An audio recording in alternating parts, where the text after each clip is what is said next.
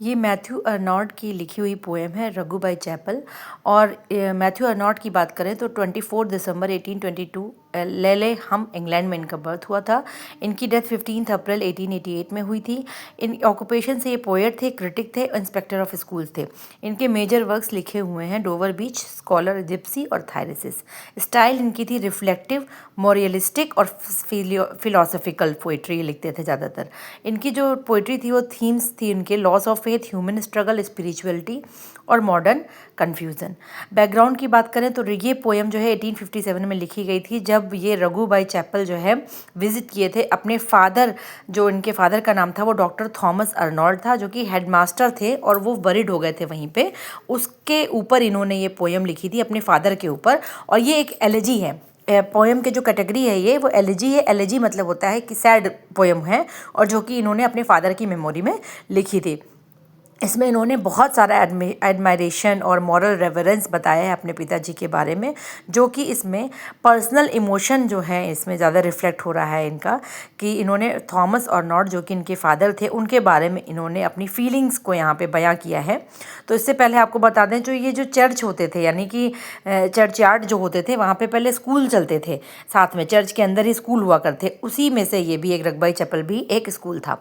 तो इस जो थीम की है पोएम की वो ये है कि ये फादर को अपने ट्रिब्यूट देना चाहते हैं कि किस तरीके से इनके पिता ने की स्ट्रेंथ थी, कैसे वो बहुत वफादार थे, कैसे उनकी मॉरल थी, सारी वैल्यूज़ इतनी अच्छी थी उनकी लाइफ में। उन्होंने बहुत सारा जर्नी में जो है बहुत सारा तूफान देखा था, और वो बहुत स्ट्रॉन्ग गाइड थे, जो सोल थे, बहुत अच्छी सोल थे, जो डिफ़िकल्टीज़ को सामना करके बहुत अच्छा हमें बना के रखे। उनके अंदर स्पिरिचुअल करेज था कि वो जो सारी परेशानियाँ हैं उससे वो उबर जाते थे। तो अपने फादर के बारे में इन्होंने सारी क्वालिटीज़ को इसमें बयां किया है, किस तरीके से डिफ़िकल्टीज़ को उनके फादर ने अपने समय पे पार किया था। रघुबाई चैपल नाम के चर्च में, चर्च के अंदर एक स्कूल भी था। इसका स्ट्रक्चर जो है वो इरेगुलर है, फ्री वर्स है, मतलब कि जिसमें कोई राइमिंग स्कीम नहीं है, और ये मेनली 2 पार्ट्स में डिवाइडेड है। इसका जो डिस्क्रिप्शन है लाइफ का वो मेटाफोरिकल जर्नी है, और दूसरा जो नोबल सोल्स जो लोग होते हैं, जो गाइड करते हैं जो लोगों को, उसके बारे में दूसरे फ्रेज में बताया गया है। उन्होंने अपने फादर का एग्जाम्पल दिया है कि जिस तरीके से इनके फादर ने इनके लिए जीवन की रास्ता दिखाया, उसी तरीके से जो गाइड्स होते हैं, जो अच्छी सोल्स होती हैं, वो सभी को अच्छा रास्ता दिखाती हैं अपने आप को उस अच्छे रास्ते पर चला के। उसी के बारे में इन्होंने इस पोएम में बताया है, और जिसको कि 2 मेन पार्ट्स में डिवाइडेड किया गया है इस पोएम को, डिस्क्रिप्शन ऑफ लाइफ स्ट्रगल और दूसरा प्रेज फॉर नोबल सोल्स के बारे में जो गाइड करती हैं। अगर हम पोइटिक डिवाइसेस की बात करें तो मेटाफर यूज़ हो रहा है, जो कि कंपेयर कर रहा है किसको, रफ सी वॉयज को और लाइफ को। सिमिली है, जैसे एज और लाइक का जो यूज़ होता है वहाँ पे सिमिली होती है, और सिम्बोलिज्म का यूज़ हुआ है, इमेजरी का यूज़ हुआ है। इन सभी चीज़ों को बार बार पोइटिक डिवाइसेस जो आ रही हैं ये ज़्यादातर सभी पोएम्स में यूज़ हुई हैं। ये कहीं ना कहीं किसी न किसी पोएम में किसी न किसी पोइटिक डिवाइस को मैंने एक्सप्लेन पूरा डिटेल में किया ही किया है। टोन की बात करें तो रेवरेंट है, रिफ्लेक्टिव है, होपफुल है। ठीक है, रेवरेंट मतलब कि रिफ्लेक्ट कर रही हैं अपने फादर की चीज़ों को।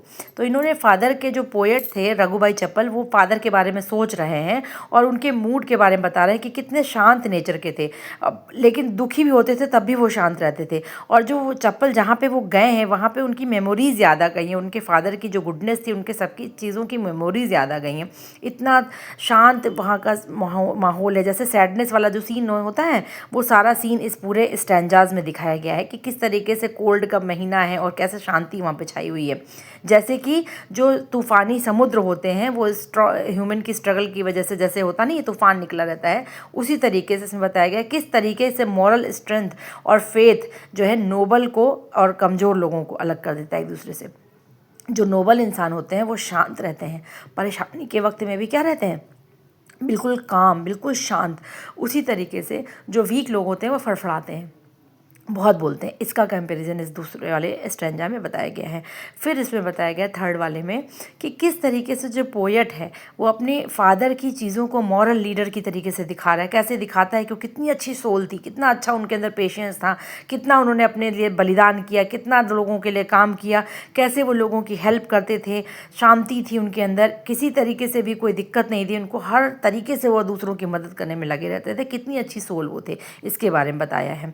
उसके बाद लास्ट में बताया है कि किस तरीके से पोएट होप करता है, औरों से उम्मीद करता है कि ट्रू ग्रेटनेस जो है वो अंदर होती है, अपने किसी अंदर स्ट्रेंथ जो हमारे होती है वही हमारी सबसे अच्छी ताकत होती है, और दूसरों की हम हेल्प कर सकें बिना स्वार्थ के, उसको ही हम बोलते हैं ट्रू ग्रेटनेस। इसके बारे में बताया। अगर कंक्लूजन की देखें तो उसके जो पिता है रघुभाई चप्पल जो है वो उसके एलिजी है अपने पिता के लॉज पे, जो यूनिवर्सल ट्रूथ है उनके ऊपर उन्होंने लिखा है, और मैसेज दिया है कि हमेशा स्ट्रांग बने रहो, सेल्फलेस रहो, फेथफुल रहो, और दूसरों के लिए हमेशा अपने आप को वर्क करो। तो इसका जो मॉरल है, लाइफ जो है वो फुल ऑफ ट्रायल्स है, लेकिन फिर भी हमें फेथ रखना चाहिए, करेज रखना चाहिए और अपनी हिम्मत रखनी चाहिए।